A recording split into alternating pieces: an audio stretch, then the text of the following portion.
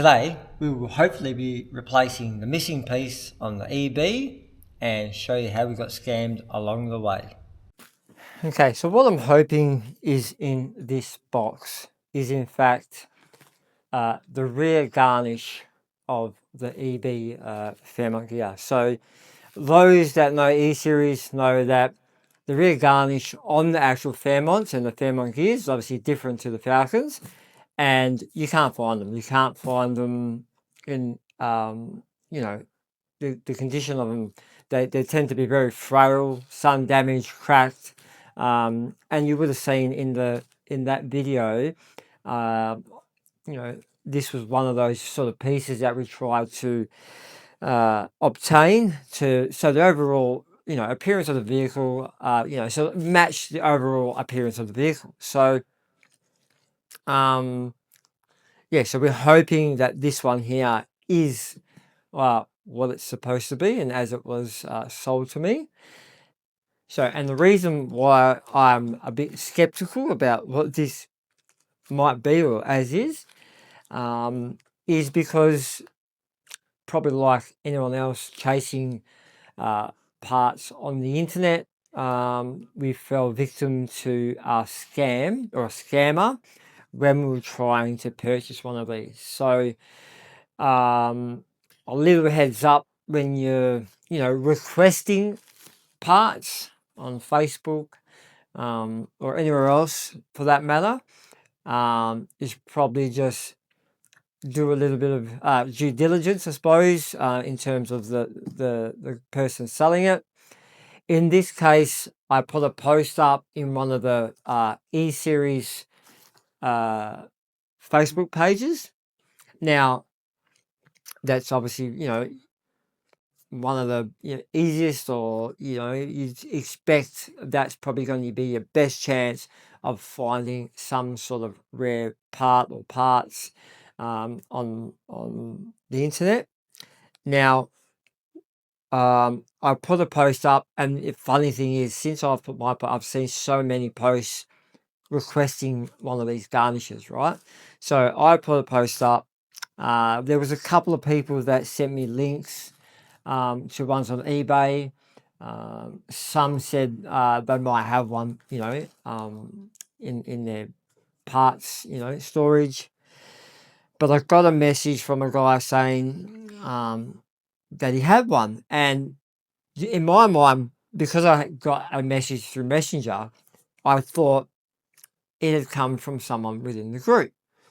So he sent me some photos, and because I had a lot going on at the time, just in general with work, and you're getting messages on the page, and then you're getting private messages. Send me a few things through. I had a look at the ones on eBay, and they were probably a little bit higher than what I was expecting to pay for one. But in hindsight, they were probably close to spot on to where they are. Still, I reckon a bit overpriced. But so in saying that, this guy sent me one, and I gave him a price that I was happy to pay. He accepted, and paid the guy, and then obviously left it a couple of days, 2-3 days. Where is it? Send a tracking number. And then it was all sort of like, I'll just have no chance, and sort of pretty much sort of felt legitimate, up until, 2 or 3 days. And then it was like, you started getting the comments like, I can't remember what it was, but I'll have to find it. I'll have to repeat it. But I think where I started to realize I got scammed is when I asked him, might have been like a Thursday or something. And he said, I'm on the way to the post office like now. And I thought, beautiful. I thought, done, no problem. He said he's going to put insurance and tracking. And then I followed up, and I'm not sure one of those guys is like, I like to give people like a day or two to, send me a tracking number or whatever it is. Everyone's busy, so I didn't expect anything straight away. But then, because I started to, think a bit more, and I followed up like a couple of days later and said, "Hey, you got the tracking number, for that package." And then I got the comment, "Oh, I didn't go.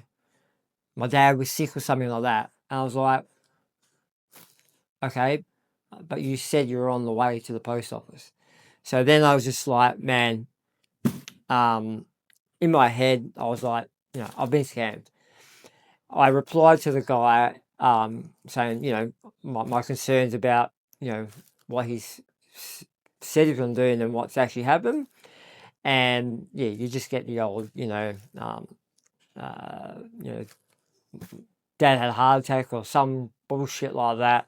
And I just replied to the guy. I said, "Mate, I'm just going to assume I've been scammed." Tried to get the money back from the bank, and obviously it was just too late. So that was a lesson learnt on the first one I tried to buy these. Hence why I'm hoping that this one is what it is.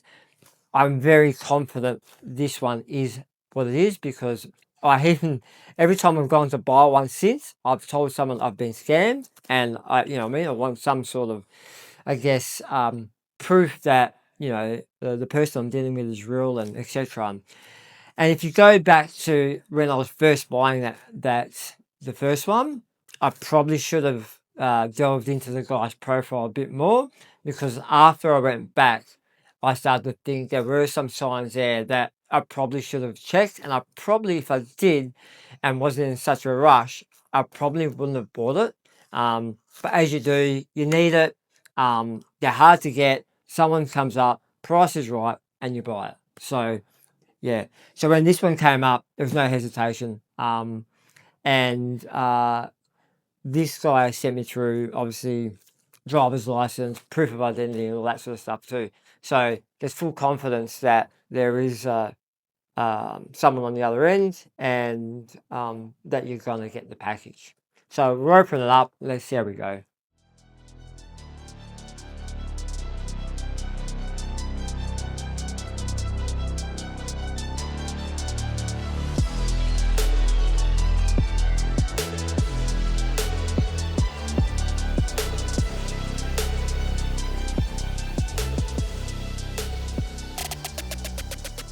Okay, so I've got to say this is probably even better as than described. We did know that it was going to have a reverse camera hole in it, and he's left that there, which is fine. We might even utilize that at some point, depending on what we do with the car. But this is, even its badges, it's got a little bit, but it's still fully intact. So the next trick of this is I need to remove this, because mine's a Fairmont Ghia, and put my Fairmont Ghia badge on there. I was trying to, it'd be nice to get a new old stock badge. But yeah, this is going to be even fun we'll polish it up like we did the other one. We'll put the badge on, and then we'll put it on the car. Okay, so now that we've got the garnish out, we're going to give the new one a quick polish, just like we did the other one, just to get all those surface scratches out. And obviously we removed the badge, because mine is a Fairmont Ghia. And not only do we remove the badge, we're not going to remove the badge off the old one. I've managed to source a really good condition second handy, so at least that garnish can stay complete, and this one is complete as well. So we'll show you a close-up of the garnish we have on the car at the moment, so you can see why we are going to try and change this today. This is probably the most noticeable defect, is all the cracking. I mean, the badge is a bit faded. You can see here, this is what we've got some genuine tail lights, so you can see how this sort of lets it down. We used a Falcon badge here. There's a bit of a defect there. We just did this so it sort of looks uniform, but yeah, in the scheme of things, it's yeah, lets down the car, I think. So we're going to change it today, hopefully.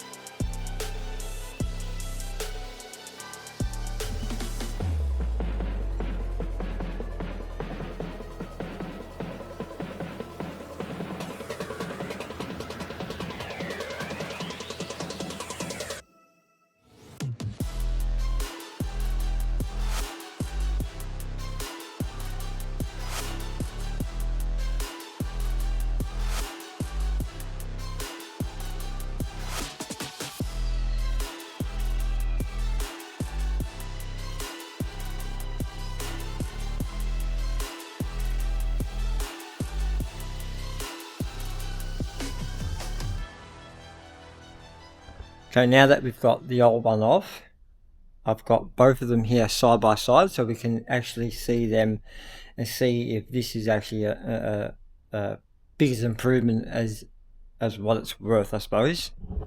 So tell me what you think. So obviously that's the old one. You can see that badge is obviously a lot more faded. It has the original ABS sticker on it, but we've got one here. I'll grab it in a sec. But yeah, so you can sort of see where we're going with that. You can see this badge. You know, obviously that is obviously a lot more faded than this side. Probably matches more to the old one, but yeah, maybe we can look at chasing one of these down. But overall, you can see that's going to be a much. If it wasn't for these cracks, this one's actually not bad. We polished up nice, but this is just letting it down. So what we'll do is we'll get the ABS sticker out, make sure it looks the same or similar, measure it up, and we'll throw that on and we'll throw it back on.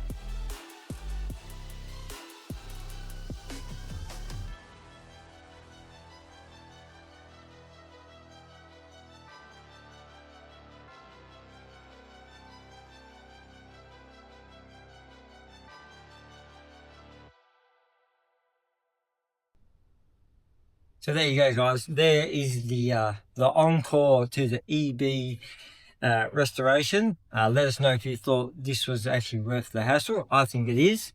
I filmed like half of this, on another day, so I can't remember if I mentioned costing, but the one I got scammed on was $400, so that's $400 I lost. This one was $400. That obviously arrived. I think it was 400. I have to check. Maybe 400 plus delivery, which was might have been 500. The badge was $100. So this whole process has cost me $1,000. Now,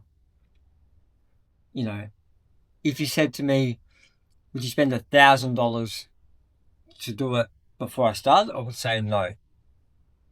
Maybe if this was new old stock, new badges, and so forth, I would probably considered it. But I think, in terms of the vehicle itself, it's not, it's not a concourse car.